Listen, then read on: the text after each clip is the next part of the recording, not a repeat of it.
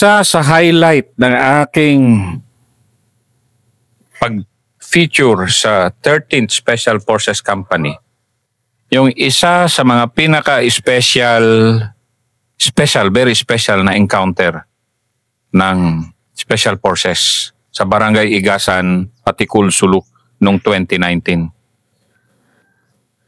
Ang bida doon, assistant weapon doon, translator doon, si Master Ray Agitas.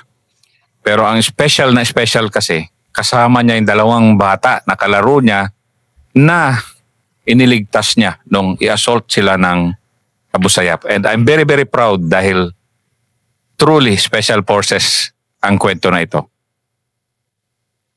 I'm Staff Sergeant Rinaldo T. Agitas Jr., CEC Class 234-09.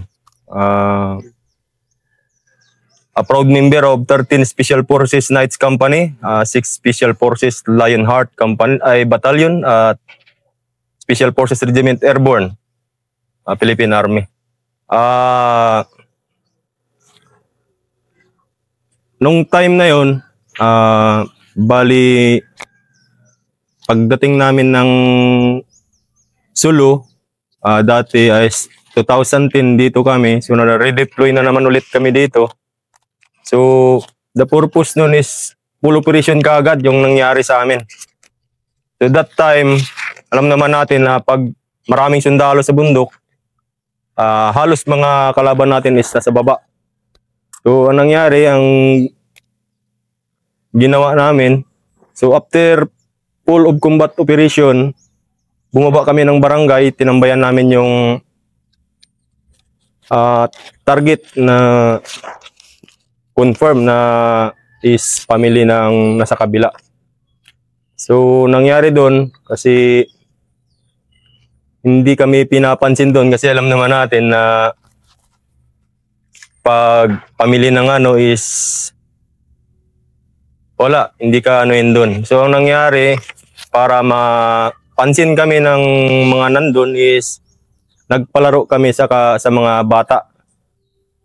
So, namigay kami ng pera, pagkain, para ma-appreciate din nila na nandun yung sundalo at mabago yung klima ng paniniwala nila.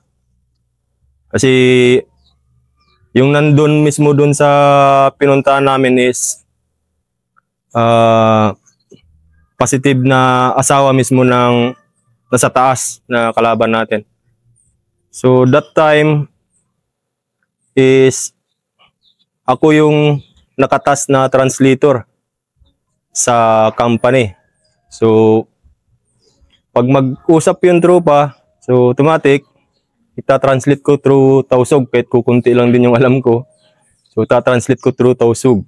So, nangyari, hindi pa rin kami pinapansin kasi pag nakausap mo ng mga kunting minuto, sabay alisan ka na naman. So, nagpalaro kami sa bata through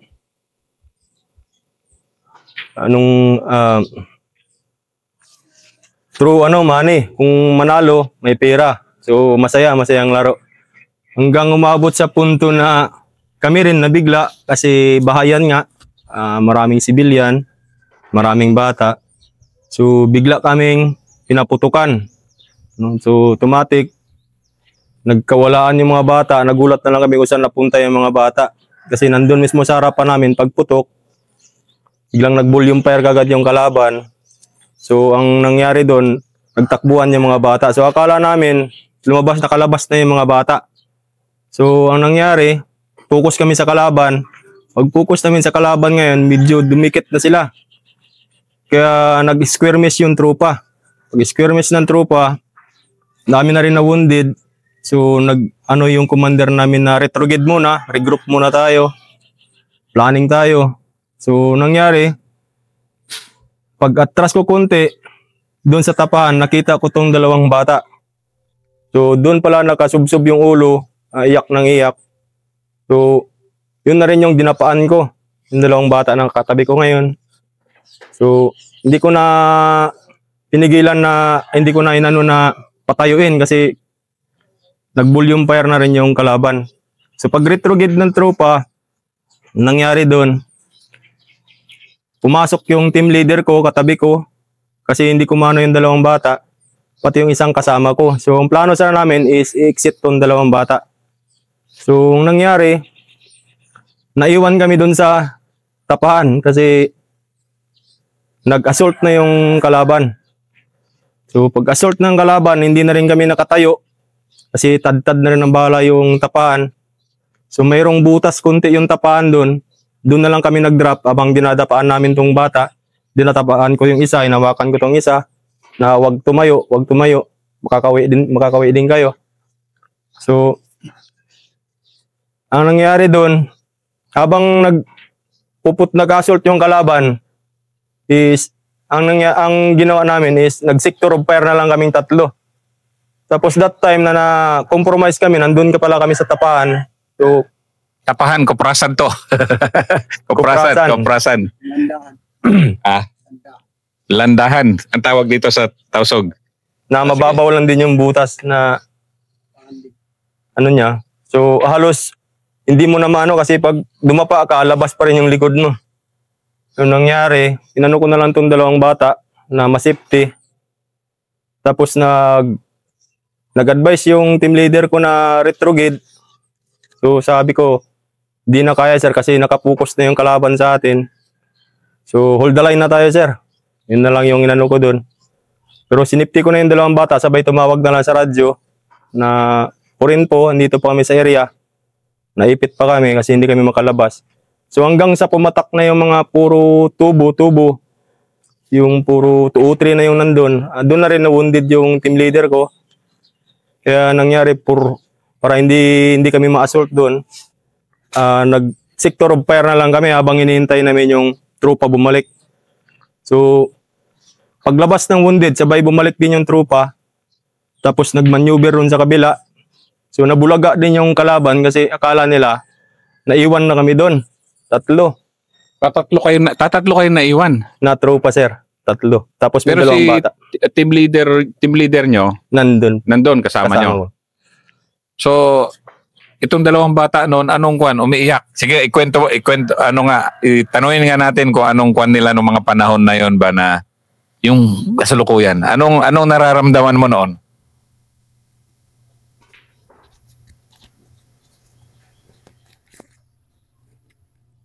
Hawakan mo lang. Naman natakot kasi nandun sila. Kinadapa niya kami doon. Kakita sa Pero ano yun? Talagang...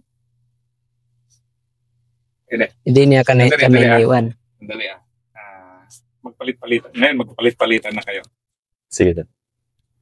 I-edit ko na lang. Sige. Anong nararamdaman mo na noon yung ang bata, 11 years old ka pa lang noon, tapos ikaw 7 years old noon. Tapos si Master Agitas noon, dinadapaan kayo, nasa kuprasan kayo, tapahan. Ano man yun? Gaano ba kababa lang yun? Baba lang yun. Baba lang yun. So, hindi ata kung lubog mo yung, tapos ang butas nun is, ganito lang yung butas nun. Ganito lang yung butas nun, sir. Tapos yung ang nun, parang, Gaano kalalim? hindi ata mabot, para mga ganito lang ata. Nasakto lang na, natago ko lang tong bata dun sa butas, nagsakto sa dun sa butas. Tapos tinapaan ko lang. Tapos ito, kasi medyo nakadikit sa akin, so, nakbayan ko na lang siya na hindi rin siya makatayo. Para hindi lang ilutang, hindi lang magpanik, hindi lang Hindi niya rin yung ulo niya. Dapa ka lang. Atid kita mamaya sa bahay mo. Iuwi kita. Pero binabaril kayo. Naka-volume fire yung kalaban, sir. Naka-volume fire. So, hindi rin kami makagalaw. Ang ginawa na lang namin doon. Nagano ako kasi yung team leader ko is wounded. So, sabi ko, sir, okay, sir. At least nakakuman pa yung team leader ko. Sector tayo.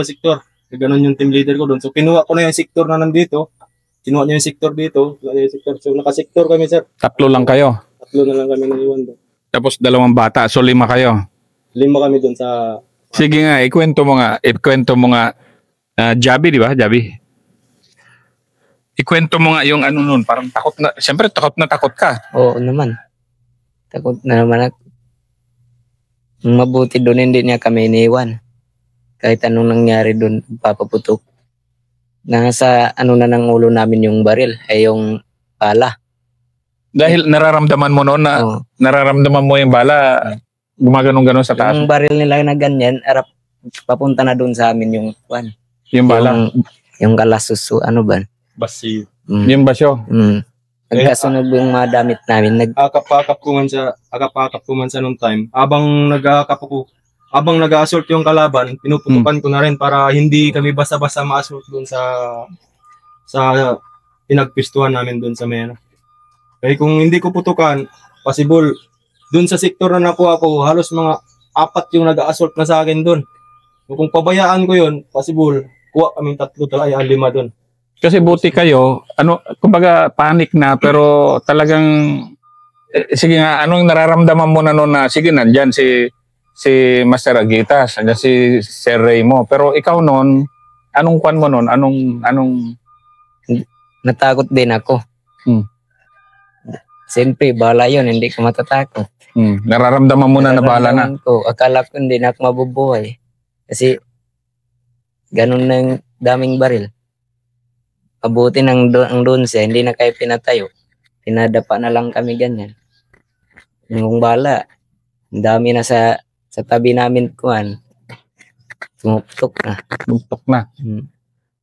Umiiyak ka na rin nun? Umiyak din ako. Ang katakutan ko yung kapatid ko. Baka naano na siya. Mabuti, tinadapaan siya. O sige nga, ikaw naman, ipasa mo yung mapa. Ano nun? Sige, translate mo, no? Ito amin waktu nyo dito, iwan ni Sir mo Agitas, iwan sin Taymangod mo. Unin kaya na naman mo dito, amin lang nagtimbak na biyad to yan. Unin biya na kuan mo, awaran mo. Naunukaw, unininang.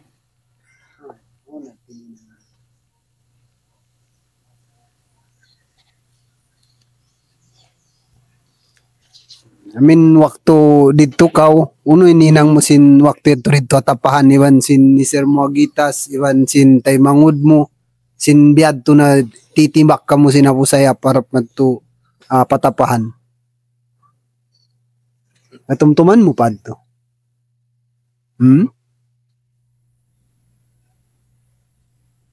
Naalala niya. Tumtuman mo? Naalala niya. Hindi, bisara ka. Anin kuan? Yung time ito.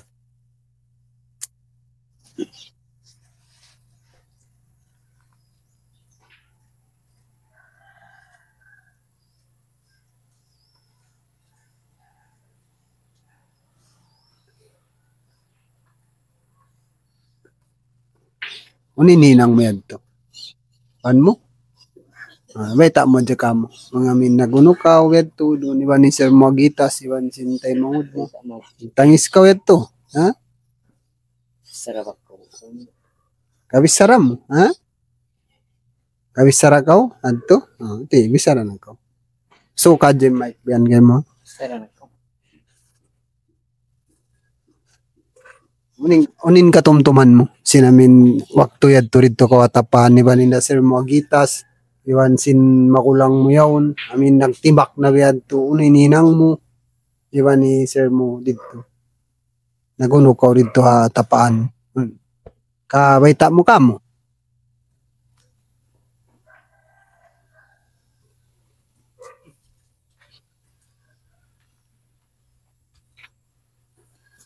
Ito yung matapang na kasi hindi umiyak to eh. Ano? Hindi umiyak. Hindi umiyak. Gusto niya pa sumilip din sa habang dinadapaan ko, ginaganon niya pa dun sa may niya ba? Yun. Tingin-tingin pa siya dun sa paligid eh. Pero ano lang siya, 7 years old. Malit. Maliit. Na ano lang, nasa... Andito lang din sa bali yung butas na yun, yung malit na butas na yun, nagkasya siya dun eh. Tapos sakto na pagdapa ko, halos di ko na rin siya makagalaw pa rin ka dun sa makagalaw siya dun sa gilid. Kaya minsan, naano niya yung dito ko eh, magtingin-tingin siya dun sa sabi ko, okay, huwag ka dyan, okay lang, iatid kita. Yun na lang yung ko dun sa tapahan. Kasi ang nito, ina, yun yung niya dun eh. Ina. Nagtatumag, ina-ina. Naganap na siya ng nanay niya kasi 7 years old eh. yung Kabaita mo, kakuan mo pa. Ati, katumtuman mo pa tim kuan mo. Bisa ra ko kun. Ti.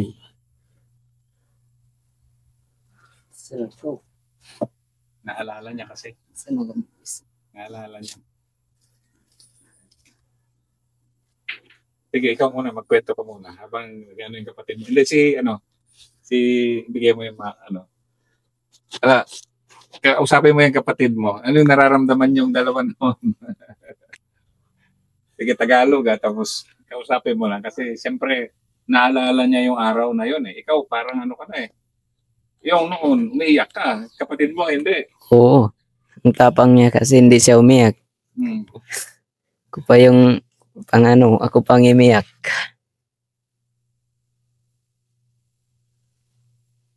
Pero tiwalang-tiwala ka noon kay Master Ray. Oo. Na dinapaan niya kayo. Kung hindi dahil sa kanya, baka wala na kami ngayon.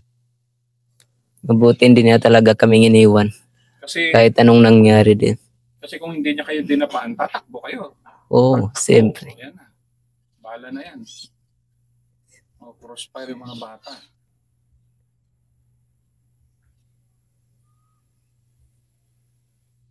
Pero matapang ang kapatid mo. May isog. May isog.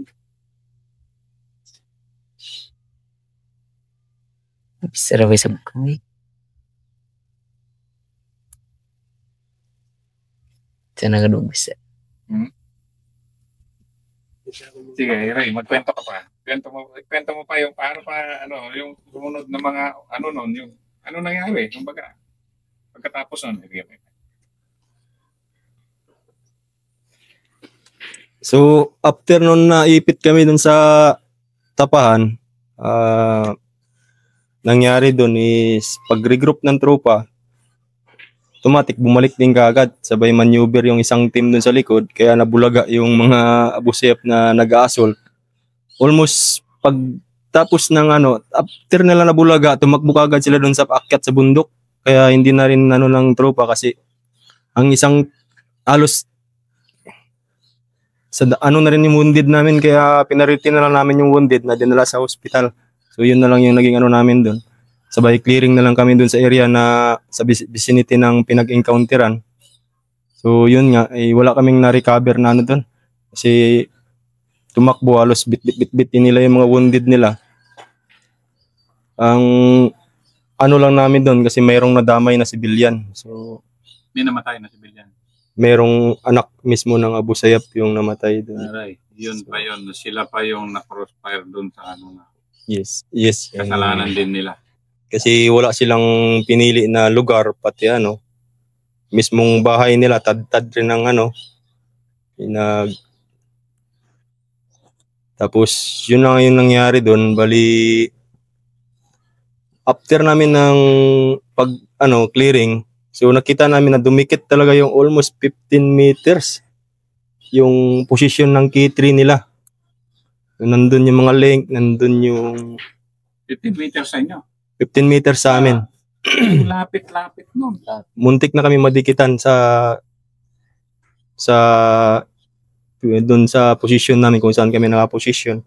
So buti na lang nakabalik agad yung tropa. Kapag regroup, nakapagplano, sabay umassault na rin yung tropa. So nabulaga sila doon. Kaya yun yung namin. At pasalamat din ako at nagbalik yung tropa ng ng oras na kagipitan talaga kasi hindi rin namin masakop lahat ng sektor. Kasi tatatlo kayong bumabaril. Tatatlo kayong naiwan na bumabaril plus ang dalawang bata. Dalawang bata. Buti yung dalawang bata, hindi naman gumagalaw. So yun yung naging namin doon kasi na-wounded pa yung team leader. Buti yung team leader ko is snappy. Nakakapag-command pa rin. Na-wounded. So, yung kasi katulad yun, grabe yun. Kumbaga, sector fire, tatlo lang kayo bumabaril, may dalawang bata, nakasama nyo. Buti yung dalawang bata, hindi yung nagsisigaw, hindi buti ano. Hindi, iyak lang sila ng, ito, malakas yung iyak nito. Hmm. Kasi hawak ko to, pero ginaganon ko na lang yung ulo. Huwag kang tumayo, huwag kang tumayo. Pero ang ano sa kanya, kasi minsan magganon siya ng ano, kasi yung basiyo ko, andun na napupunta sa kanya. Nasusunog na yung damit niya. Ang damit ko na. So, nasusunog na yung damit niya. Dahil sa'yo napupunta yung Sa kanya napupunta yung basiyo ko. So, ang inano ko lang dun is, huwag kang tumayo. Diyan ka lang, diyan ka lang. So, yun na lang yung ano ko dun. Kasi pag tumayo, halos nandun lahat yung focus ng kalaban sa amin eh. Kasi kami na lang yung naiwan dun eh. Alam kayo ng kalaban na may dalawa kayong bata na kasama? Alam siguro kasi nangyari ito, labas yung katawan nito. Ito lang yung nakatago. Ang ito, bali ginaganon ko na lang to. Pero kita yung ano nito. Kita yung katawan nito. Niya. Kita yung katawan nito. Yung Ito, hindi na ikita kasi hindi to mismo sa paan mo talaga. yung sa may butas, nagkasya siya doon na butas na ganyan kalalim, nagkasya siya doon. Tapos dinapaan ko, hindi na tumano. Pero ito, kitang-kita to. Kaya nangyari, ganoon ko na. Muntikan. Oh, So, alam ng Abu Sayyaf, nakikita siya na alam nila, pero ang sa kanila kasi is, ano man din kasi. Kasi hindi man natin iba yung paniniwala din nila. So, ang inano ko lang doon is, pag kunting ganun lang ng ulo niya, pagpabayaan ko, baka gumanon yung ulo. So, baka Kaya, yun na lang yung inano ko na, wag ka nang tumayo. So, yun na lang yung naging ano ko doon. Habang, yun nga, nag-ano sa minsan, mainit. Eh, mapupunta man sa kanya yung mga basiyo na, ilang minuto ba yung barilan nyo na yun? Ilang oras ba? Inabot pa ng oras? hindi na umabot ng oras, almost na sa ano lang din nata. Kasi, 5 PM kami, umpisa nung tapos namin magpalaro. Bali, nangyari doon, alis na sana kami nung time na yon kasi padilim na. So, babalik na sana kami sa kampo nun. So, nangyari, ang mga buti nun kasi yung ibang bata umuwi na rin. So, kukunti na lang yung natirang bata. Kayong naiwan. Oh, yung mga, Laro. yan. Yung may naiwan pa na kunti. So, nung prepare na kami, balik. So, yun na, nag-volume fire na yung kalaban. Kaya, Grabe rin Abu Sayyaf mo. Alam nila may bata. Bira pa rin. ganun talaga yung paniniwala nila. Sige, ikaw, ba't maisog ka? Hindi ka umiyak?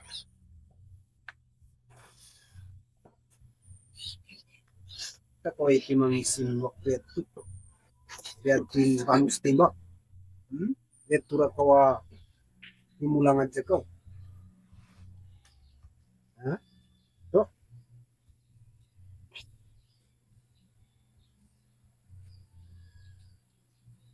Makakagsabi pa itong Naaalala mo pa yun ngayon? Hanggang ngayon?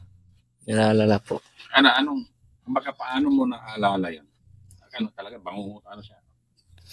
Kung makikita ko yung mga special forces, naalala ko yung mga kabutihan ginagawa niya sa amin. Kung hindi dahil sa kanila, kawala na po kami ngayon.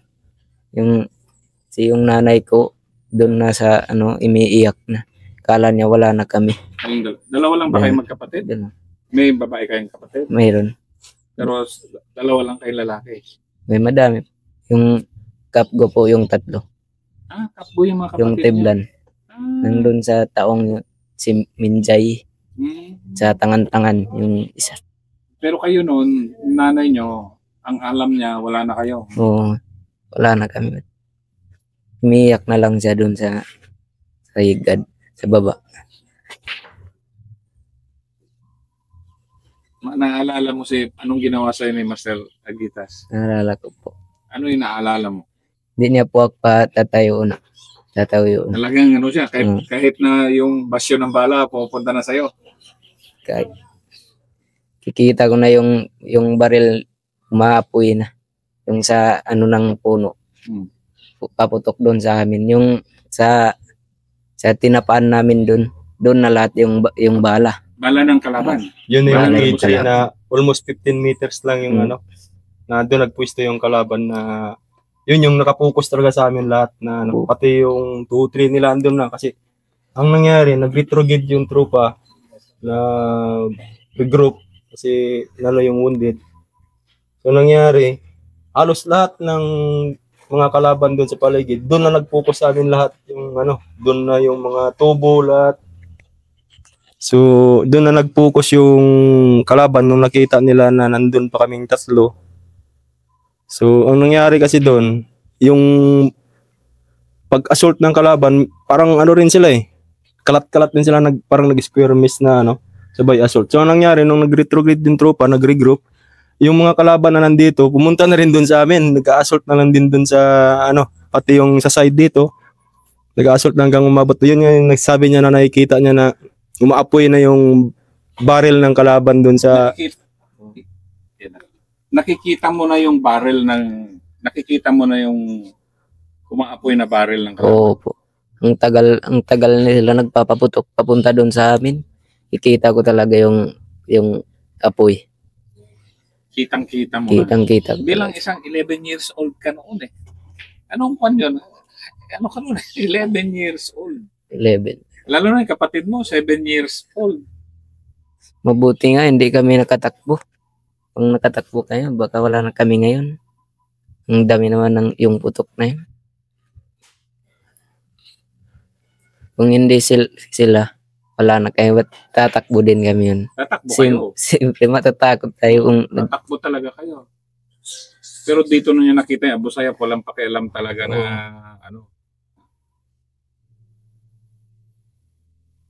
Sige, Mike.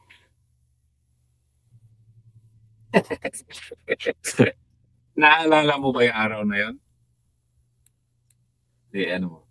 Kung tumano pa yun ng ako. After to. May sarap. Bisarab Mga ko. katumtuman mo. Tumtumang ko. Second mic. Kaya pangan niya ako. Anak ko, di tumangis at kaya kapangan niya ako. Uno po. Ano kayo? Ano pa yung mga katumtuman? Mas may siba ko. Huwag kang tatayo, sabi niya. Ako, suno pa yung mga kita mo rito, aming piyag timbak na kamo yan to, uno pa yung mga magsibman ko yan to, uno pa yung mga kikitaan mo, mga Abu Sayyaf yan, atau mga special forces yan. Ano yung kikitaan mo rito yan.